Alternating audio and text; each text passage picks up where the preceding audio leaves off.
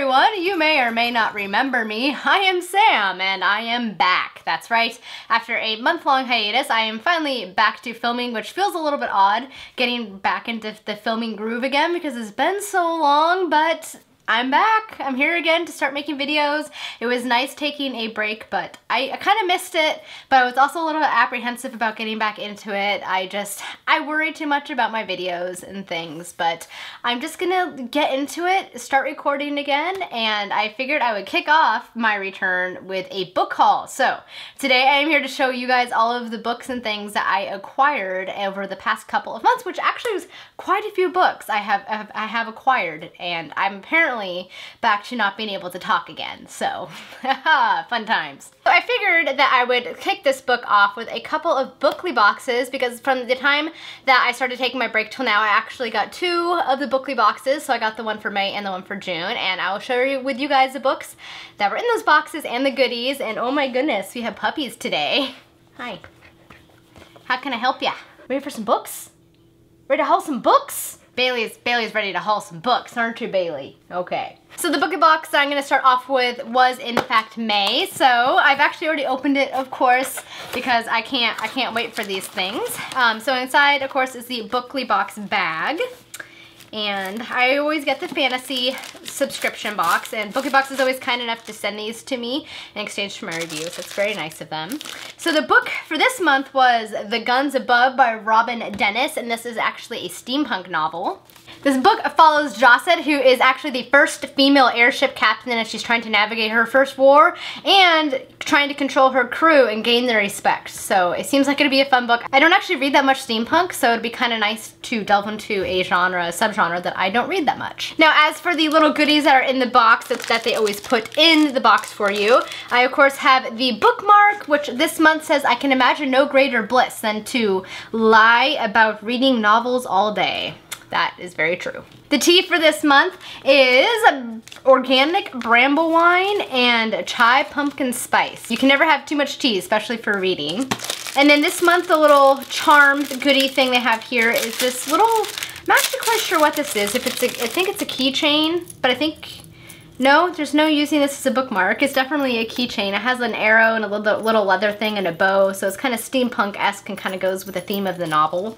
Also included in this will come in handy, especially right now since I am hot, and it's this little USB fan, so you can plug it into your phone and then you will have a working fan. I've actually seen some of my friends have these and they seem very cool, so I don't actually know how they work because I've never, oh look, it doesn't fit into my phone port, so I will have to use a separate USB thing to use this, but the idea is still cool. Now moving on to the June box, BooklyBox actually ended up changing their name. BooklyBox is now called Page Habit. So I got a box in the mail that said Page Habit and I was really confused because I'm like, I don't remember signing up for this box, and then they sent the email later that they changed their name, so they're now called Page Habit. And I threw away the box already, but I have all of the goodies and things. So as usual, they're still giving their books. So every book that you purchase, every box, they donate a book to a country, a third world country, for the people who cannot afford books. And this country that they chose this time was Zambia, so it gives you a little infographic on the stats on the country. And then some of the goodies in this one were a little bag right here, which will be perfect. It says, "So many books, so little time." It's a quote from Frank Zappa. And I'm gonna actually use this probably to cart makeup products around because I've actually been looking for a little bag and this will be perfect for that. The next little goodie they have in here are some little flags that you can use while reading to flag certain passages. And then my favorite part of this month's box was this little pin which says "Read More," which I don't know if that's going to focus, but I actually recently just got a new Herschel backpack and I'm going to stick this bad boy on there. It'll be its little christening pin. And the book for this month was The Witch Who Came In From the Cold created by Lindsay Smith and Max Gladstone and written by like 5 different people, which include Lindsay Smith, Max Gladstone, Cassandra Rose Clark, Ian Tregellis, and Michael Swanwick. So it seems like a really interesting concept. It takes place in our world, except for it has magical elements, so it's like a mix of magic and guns, and it takes place during the current era, so it follows a CIA agent trying to wage war against the Iron Curtain, basically, but there's a mix of war and politics and magic and guns, and I don't know, it seems like a really confusing book, so it'll be interesting to see how this is. They also had the authors flag their various passages and come up with the idea behind some of the things that they used in the book, which I thought was kind of cool. So there's all of these post-it notes and things in the book, and then it came with a bookmark which says, "Never put off till tomorrow the book you can read today," which is very true and something I should adopt every single time I am wasting my time on social media.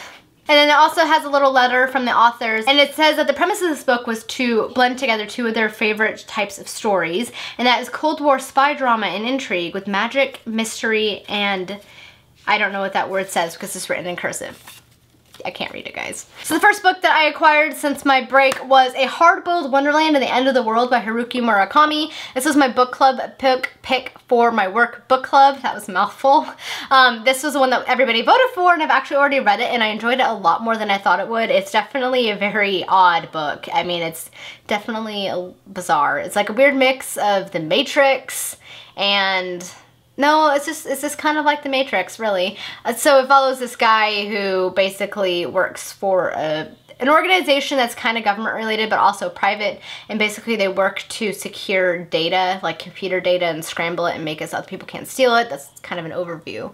But he gets more immersed into the politics of this world, and this doctor who can control sound, and he kind of ends up in the middle of it, and it affects his life in a really big way. So a weird book, but I enjoyed it a lot more than I thought I would. The next two books I picked up because I loved the first book in the series, but I got halfway through the second book and I don't know if I'm gonna finish it or not. I've DNF'd it for now, so that'll be interesting. But it's part of the Stephen Lawhead Pendragon series, so it's an King Arthur retelling. The first book was Taliesin, which I've already read, and the second book is Merlin, and then book 3, which is Arthur. I got halfway through Merlin and I was getting a little bit frustrated because his storytelling style is a little bit inconsistent. So there are people who are clearly very, very old, like they're supposed to be at this point probably in their 70s or 80s, but he's describing them as looking young, and that was kind of getting on my nerves. And then halfway through Merlin, he switched up the narration style, which was really weird to me. Literally just shifted from the way that he was telling the story in the first half. It shifted in the second, and I didn't really much care for that. I like the story enough that I kind of eventually want to press on with this one to see if it gets better and move on to the other books in the series to see if they improve. But for the time being, because there's a lot of other books I wanted to read, and at the time I put this down, I was still doing the BookTube SFF award reads, I just had to put it down. And I may end up picking it back up, particularly since I have them. So I'll hang on to them for now, and I'm hoping that I'll get back to it and they'll be better than my impression with the first half of this book. So yeah. The next few books I picked up I actually got on my credit from Powells. So every few months I'll sell books back to Powells, and then I'll use my credit for the Powells bookstore to purchase more books, and that's what these books are. So the first one I ended up picking up was The Alchemist by Michael Scott. This of course is a modern day Nicholas Flamel. I don't know how you say his last name. Is it Flamel? Flamel sounds like flannel. Whatever, you get the point. The man who created the Sorcerer's Stone. If you're a Harry Potter fan, you know who I'm talking about. So I've heard this series is actually pretty fun, and I want to read it myself. And they had a book one there used for like $5, and it's like barely used. So I'm like, you know what? I'm gonna get it because I got this credit, and I'm gonna use it. So I did, and I haven't read it yet, but hopefully soon. Like I say with every book I own, and there's like 100 books on my shelves. Yeah. Yeah. The next one that I picked up on my credit was The Queen of Blood by Sarah Beth Durst. Now this was primarily a cover buy because it reminded me a little bit of something from The Lord of the Rings. I don't know if you guys can see that, but it looks like this basically city in the trees, and it kind of reminded me of Lothlorien from The Lord of the Rings. The premise of the story is that everything in this world has a spirit. The trees, the plants, just everything, including the people. But the problem is that all of the spirits that reside within the land want the humans dead, and there's only one person that stands between humanity's death and basically the wilderness, and it is this queen. So the story basically follows her and how she's trying to bring peace between the land and the humans who live upon the land. And it seemed like an interesting premise, and I like the cover, and I've never heard anybody talking about it, and I wanted to know what it was about myself. So now I have it. The next one that I picked up was The Edge of the World, Terra Incognita, Book 1 by Kevin J. Anderson. And all I saw was a dragon and a ship on the cover and I was sold. The plot of this book is basically these two warring nations send ships off the edges of the map. So the edges of the known world, where if you look at old maps, they used to say here there be monsters. They send them out into this uncharted territory to find a mysterious land, these two warring nations. So it looks like it'll be kind of an exciting book. I'm hoping, since there's dragons on this crest, that there'll be dragons in the book. And I always enjoy ship books, so basically books that have, you know, ship warfare, pirates, and that kind of a thing. So it looked like it would be an intriguing read, and this was another one that I've never heard anybody talking about, and so I was like, yes, please, and I picked it off the shelf. The next book I have here was actually sent to me by a fellow booktuber and my friend Ben Sanders, and it is his book called The Demon in the Trees, and I'll leave his channel down below if you guys want to check it out. This is his first book that he has published, and I am very excited to read it, and he kindly sent it to me. I'm hoping to get to this one fairly soon, since I told him I would, and I need to do it, but like everything else, so many books, so little time. But thank you again, Ben, for sending this to me. I'm very excited to give it a read. The next book that I have here was sent to me by my lovely friend Amy, who sent me a birthday gift package. So thank you, Amy, you're amazing. And in that one was this book called The Five Kingdoms, Sky Raiders by Brandon Mole, which is the author of the Fablehaven and Beyonder series. I've heard a lot of good things about this series and I want to check it out. It's middle grade. It follows our young protagonist of Cole, who's just trying to have fun with his friends on Halloween, but they all get sucked into this hole and he follows them, and he ends up what he thinks is Arizona, but it's actually called the Outskirts, and the Outskirts is one of the 5 kingdoms. And the 5 kingdoms is basically in turmoil, the magic and the politics are unstable, and it's up to Cole and his friends to kind of bring peace and stability to these lands. So it seems like it'll be kind of a fun book. It seems to me like it's a little bit Percy Jackson-esque, and I enjoy Percy Jackson, so I'm excited to see if this one is just as good, so good times. I'm very excited to read this one. And I want to read more middle grade this year as well. It's a subcategory that I kind of have been neglecting a lot of late. The next book you guys might be familiar with, because I did an unboxing for it on my channel because I received it from the publisher, but it is The Crowns of Crosswall by D.E. Knight. And it seems a little bit Harry Potter-esque. It basically follows this young girl who discovers that she has magical abilities and is sent to a school to, you know, learn to harness her magical abilities. And she also soon discovers that she is the target of the evil queen and she has to fight against her, and I don't know, it just seems like it'll be a lot of fun. I've heard from those who have read it so far that they enjoyed it, so I'm excited to see if I enjoy it as well. The next book is another one that I picked up with a Powells credit. What's funny about this one is I sold back all of my books and I got $27 of in-store credit, and then this book was exactly $27. Was it fate? I think so. And that book is Madam President, The Extraordinary Journey of Ellen Johnson Sirleaf.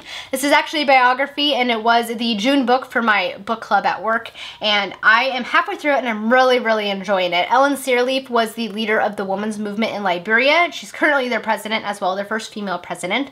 I believe we were actually looking into it at work when we were discussing this book at our book club, and she's actually stepping down in October after 12 years, so we're gonna kind of follow it and see how that kind of progresses. But this is actually a really interesting book so far. I didn't know too much about Liberia, if I was perfectly honest, so the history of the country and the various things that have occurred in that country was actually pretty interesting to read about, and then just the strength of the woman and kind of trying to bring their country back together has been really interesting to read. I don't actually read that many biographies, but I've been enjoying this one so much that it's kind of a genre I want to start delving into more, see what other interesting figures I can read about. And the last book in this book haul is my favorite book ever. I loved it so much. I've been waiting for this book. It was one of my most anticipated releases of this year.